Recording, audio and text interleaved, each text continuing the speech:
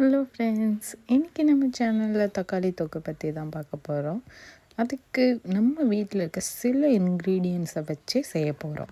நான் இப்போ ஒரு சின்ன கடாய் எடுத்திருக்கேன். அந்த கடாயில் தேவையான அளவுக்கு எண்ணெய் ஊற்றிட்டு பட்டை, கிராம்பு, சோம்பு, கொஞ்சம் கடற்பாசி, பிரிஞ்சலை, உங்களுக்கு தேவைப்பட்டுச்சுன்னா முந்திரி, இதெல்லாம் போட்டு பொன்னிறமாக ஃப்ரை பண்ணணும். நம்மளுக்கு அந்த ஸ்மெல் நல்லா தெரியும். அந்த டைமில் தான் நம்ம கட் பண்ணி வச்சுருக்கிற வெங்காயத்தை ஆட் பண்ண போகிறோம்.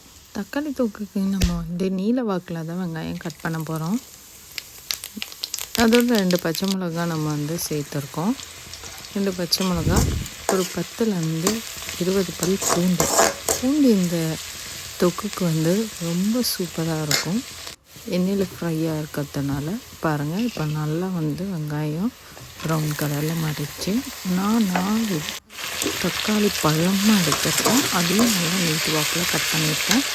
நம்ம இதுக்கு மிளகாத்தூள் ஆட் பண்ணணும்னு அவசியம் கிடையாது.